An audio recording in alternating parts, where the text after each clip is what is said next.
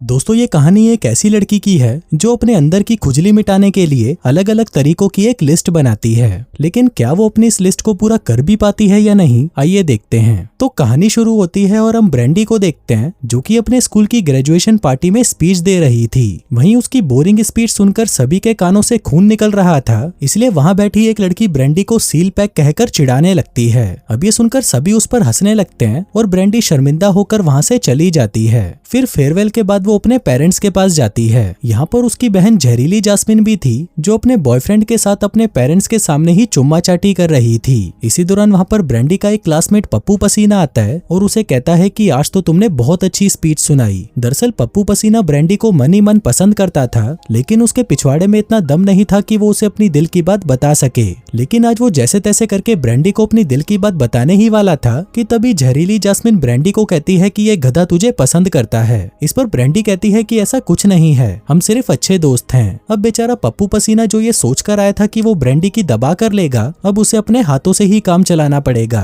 तभी वहाँ पर ब्रेंडी की दो सहेलियां लिली और जेनी आती है और वो दोनों उसे एक पार्टी में ले जाती हैं। वहीं रास्ते में ब्रेंडी उन सभी कांडों की एक लिस्ट बना रही थी जो उसे इन छुट्टियों के खत्म होने से पहले पूरे करने थे। इसके बाद वो तीनों पार्टी में पहुंचती हैं, जहाँ पर ब्रेंडी की नजर पड़ती है जोश पर, जो कि अपनी सुरीली आवाज से वहाँ पर बैठी लड़कियों को इम्प्रेस कर रहा था। वहीं जोश की शानदार पर्सनैलिटी और बॉडी को देखकर ब्रेंडी का तो पानी निकल जाता है और वो उसके साथ मजदूरी करने के सपने देखने लगती है। अब इसी एक्साइटमेंट में वो दबाकर दारू पी लेती है और भंड होकर सभी को अपनी कच्ची दिखाने लगती है। अब ब्रेंडी ने कुछ ज्यादा ही चढ़ा ली थी, इसलिए उसकी सहेलियां उसे उठाकर ऊपर वाले रूम में ले जाती हैं और उसे बेड पर सुलाकर पार्टी करने के लिए नीचे चली जाती हैं। फिर कुछ देर बाद वहाँ पर जोश आता है जो कि ब्रेंडी को अपनी बंदी समझकर उसकी लेने लग जाता है। लेकिन जब उसे पता चलता है कि ये तो कोई और है तो वो जल्दी से अपना सामान बाहर निकालता है और ब्रेंडी को सॉरी बोलकर वहाँ से चला जाता है। फिर अगले दिन ब्रेंडी इस बारे में अपनी सहेलियों को बताती है, जो सुनकर जेनी उस पर भड़क जाती है और उसे कहती है कि तूने जोश के साथ मजदूरी करने का मौका ऐसे ही गवा दिया। अगर तेरी जगह मैं होती तो कब की अपनी तितली का चमगादड़ बनवा चुकी होती।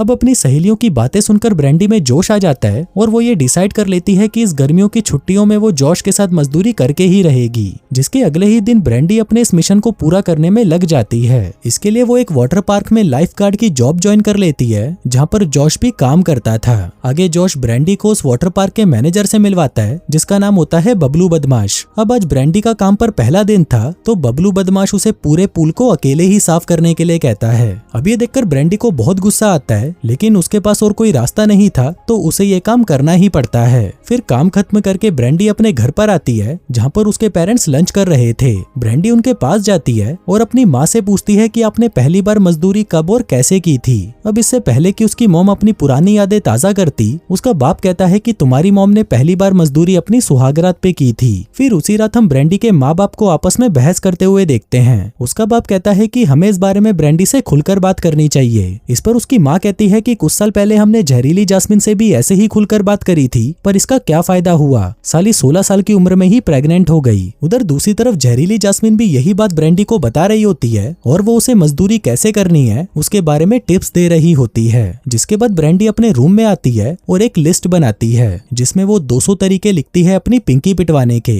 साथ ही वो उसमें ये भी लिखती है कि उसे ये लिस्ट अपनी गर्मियों की छुट्टी खत्म होने से पहले पूरी करनी है। फिर अगले दिन वाटर पार्क की ओपनिंग होती है जहाँ पर कई सारे बच्चे आए हुए थे। वहीं ब्रेंडी भी जोश को पटाने की कोशिश करने लगती है, लेकिन तभी कुछ शैतान बच्चे उसे धक्का देकर पानी में फेंक देते हैं। फिर जब वो पूल से बाहर निकलती है तभी वहाँ पर बबलू बदमाश आता है और वो भी उसे धक्का देकर पानी में गिरा देता है। आगे जोश वहाँ पर आकर ब्रेंडी को पानी से बाहर निकालता है। ब्रेंडी को लग रहा था कि शायद जोश उसे पसंद करने लगा है, लेकिन तभी जोश भी उसे धक्का देकर फिर से पानी में फेंक देता है। फिर शाम को सभी के चले जाने के बाद जब बबलू बदमाश पूल की सफाई कर रहा था तभी ब्रेंडी अपना बदला लेने के लिए उसे पानी में धक्का देकर वहाँ से जाने लगती है। लेकिन तभी वो देखती है कि बबलू बदमाश को तो तैरना ही नहीं आता। वो जल्दी से पानी में कूदकर उसे बाहर निकालती है और उसे कहती है कि मैं मैनेजमेंट को बताने जा रही हूँ कि तुम्हें तैरना नहीं आता। लेकिन इस पर बबलू बदमाश उसे कहता है कि प्लीज तुम इस बारे में किसी को मत बताना, तुम मुझे स्विमिंग सिखा दो, जिसके बदले में मैं तुम्हें पैसे दे दिया करूंगा। फिर उसी रात ब्रेंडी अपनी सहेलियों के साथ पप्पू पसीने के घर जाती है जहाँ पर ब्रेंडी को अपनी लिस्ट के पहले काम को कंप्लीट करना था, जिसका नाम था उंगली डालो पानी निकालो। वो पप्पू पसीने के पास जाती है जहाँ पर पर कुछ देर चुम्मा चाटी के बाद पप्पू पसीना उसके कुएं में उंगली डालकर उसका सारा पानी निकाल देता है। अगले दिन ब्रांडी अपने फ्रेंड्स के साथ पूल पर मजे कर रही थी, तभी वो आज रात अपनी लिस्ट के दूसरे काम को पूरा करने के बारे में सोचने लगती है, जिसका नाम था अपना हाथ जगन्नाथ। फिर रात को ब्रांडी जॉश को अपने साथ इमेजिन करती है और अपनी तितली को रगड़ रगड़ कर अपना ये काम भी पूरा कर लेती है। इसी दौरान उसे पप्पू पसीने का कॉल आता है, जो उसे अपने साथ डेट पर चलने के लिए पूछता है, जिस पर ब्रांडी भी उसे हाँ कर देती है। अगले दिन वो दोनों सलमान भाई की मूवी देखने जाते हैं, लेकिन भाई की मूवी को देखकर ब्रांडी बोर होने लगी थी, इसलिए वो सोचती है कि चलो अपने लिस्ट के अगले काम को ही कंप्लीट कर लेती हूँ, जो था घोड़े को सहलाना। फिर वो अपने हाथों से पप्पू पसीने का घोड़ा बाहर निकालती है और उसे सहलाकर अपने इस काम को भी पूरा कर लेती है। फिर अगले दिन पूल पर ब्रांडी जॉश को इम्प्रेस करने के लिए बिकिनी पहनकर आती है। आगे जब वो झूले पर मस्ती कर रही थी, तभी अचानक उसकी ब्रा खुलकर पानी में गिर जाती है। फिर जब वो अपनी ब्रा लेने के लिए वापस पूल में जाती है, तभी कुछ हरामी बच्चे उसकी ब्रा को लेकर उसके साथ खेलने लग जाते हैं। अब कोई दूसरा रास्ता ना होने की वजह से ब्रांडी नंगी ही बाहर आ जाती है और सभी को अपने गुब्बारे दिखाते हुए वहाँ से चली जाती है। फिर अगले सीन में हम ब्रांडी को देखते हैं, जो बबलू बदमाश को स्विमिंग सिखा रही थी।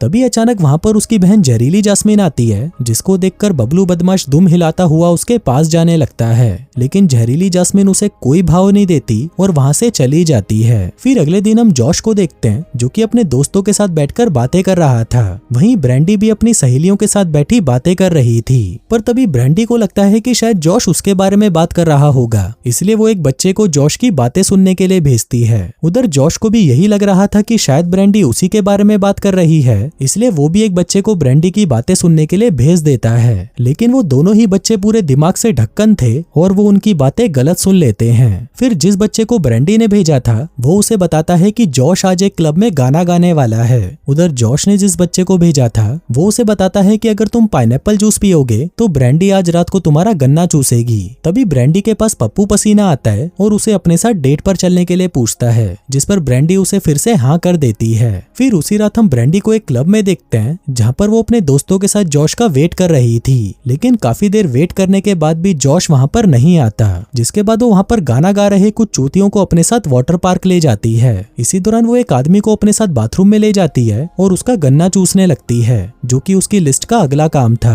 वहीं दूसरी तरफ हम पप्पू पसीने को देखते हैं, जो कि ब्रांडी को डेट पर ले जाने के लिए उसके घर पर आता है, लेकिन तभी उसे पता चलता है कि ब्रांडी तो अपना मुंह काला करवाने के लिए बाहर गई हुई है, इसलिए उसके पेरेंट्स पप्पू पसीने को उसके कमरे में वेट करने के लिए कहते हैं। अब वेट करते हुए जब पप्पू पसीना ब्रांडी का सामान देख रहा था, तभी वहाँ पर उसे उसकी टू डू लिस्ट मिलती है, जिसको देखकर उसे पता चलता है कि ब्रांडी उसे प्यार नहीं करती और वो बस अपनी लिस्ट को पूरा करने के लिए उसका इस्तेमाल कर रही थी। फिर गन्ना चूसने के बाद जब ब्रांडी अपने घर पर वापस आती है, तो अपने कमरे में पप्पू पसीने को देखकर वो हैरान रह जाती है। पप्पू पसीना उससे बहुत नाराज था और वो उससे पूछता है कि तुमने ऐसा क्यों किया। अब ब्रांडी के पास इसका कोई जवाब नहीं था, तो पप्पू पसीना गुस्से में वहाँ से चला जाता है। अब ब्रांडी को पप्पू पसीने के बारे में सोचकर बहुत बुरा लग रहा था, इसलिए वो इस बारे में बात करने अपनी सहेलियों के पास जाती है, लेकिन उसकी सहेलियां उसे कहती है कि इस चूतिए को भूल जाओ, तुम बस अपनी लिस्ट को पूरा करने पर ध्यान दो। उधर पप्पू पसीना भी ये सारी बातें अपने एक दोस्त निर्मल नाकारा को बताता है। अब उसकी ये बातें सुनकर उसका दोस्त भी ब्रांडी पर काफी इंटरेस्ट लेने लगता है, जिसके बाद वो उसे आज रात को अपने घर पर इनवाइट करता है। आगे वो ब्रांडी को संभालने की कोशिश करता है और कहता है कि पप्पू पसीने ने जो भी तुम्हारे साथ किया वो गलत था, लेकिन फिर कुछ ही देर बाद वो भी उसकी लेने की कोशिश करने लगता है। इसी दौरान ब्रांडी उसके गले पर लव बाइट देखती है और उससे पूछती है कि ये कैसे हुआ, जिस पर निर्मल नाकारा कहता है कि मैं इसे समझा तो नहीं सकता पर करके बता सकता हूँ। जिसके बाद वो दोनों एक दूसरे से लिपट जाते हैं और ऊपर ऊपर से सब कुछ करने लगते हैं। फिर अगले दिन निर्मल नाकारा अपने एक दोस्त कल्लू कालिया को ब्रांडी की लिस्ट के बारे में बताता है, जिसको सुनकर कल्लू कालिया ब्रांडी की लेने के लिए तड़पने लग जाता है। आगे वो उसे रात को अपने घर पर बुलाता है और ब्रांडी की गुफा में अपना मुंह डालकर उसे चरम सुख का आनंद देने लगता है। फिर अगले दिन ब्रांडी को अपने लिस्ट के एक और काम को पूरा करना था, जिसके लिए वो पप्पू पसीने को फोन करती है, लेकिन पप्पू पसीना उससे गुस्सा था तो वो उसका फोन नहीं उठाता।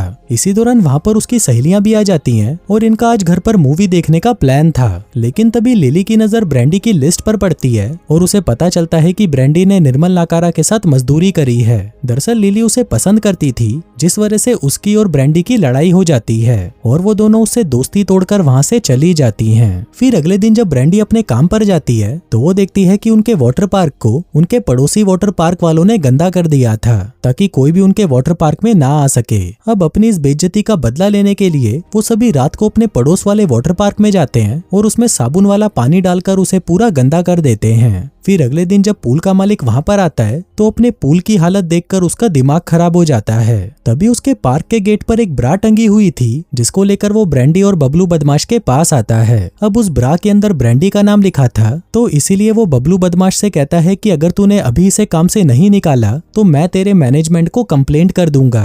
अब बबलू बदमाश के पास और कोई रास्ता नहीं था, इसलिए उसे ना चाहते हुए भी ब्रैंडी को काम से निकालना पड़ता है। फिर घर आकर ब्रैंडी गुस्से में जॉश को फोन लगाती है और उसे अपने साथ डेट पर चलने के लिए पूछती है। अब जॉश भी उसकी बजाना ही चाहता था, इसलिए वो भी उसे हाँ कर देता है। फिर रात को जब ब्रैंडी डेट पर जाने के लिए तैयार हो रही थी तभी वहाँ पर उसकी बहन जहरीली जास्मिन आती है और उसे आज रात को मजदूरी करने के लिए अपने हाथों से तैयार करती है। फिर रात को ब्रैंडी जॉश से मिलती है, जिसके बाद वो दोनों उसकी कार में मजदूरी का कार्यक्रम शुरू कर देते हैं। लेकिन वहीं जॉश 2 मिनट से ज्यादा टिक नहीं पाता और उसका शीघ्र पतन हो जाता है। अब ये देखकर ब्रैंडी का मूड खराब हो जाता है और वो वापस घर आ जाती है। लेकिन घर आते ही वो देखती है कि उसकी बहन जहरीली जास्मिन बबलू बदमाश के साथ मजदूरी कर रही है। अभी सबसे परेशान होकर वो अपनी सहेलियों के पास जाती है और उनसे अपनी गलती के लिए माफी मांगती है, जिसके बाद वो तीनों वापस से अच्छे दोस्त बन जाते हैं। तभी सीन यहाँ से शिफ्ट होता है और हम कुछ महीनों के बाद का सीन देखते हैं जहाँ पर ब्रैंडी का एडमिशन यूनिवर्सिटी में हो चुका था। इसी दौरान उसकी मुलाकात फिर से पप्पू पसीने से होती है।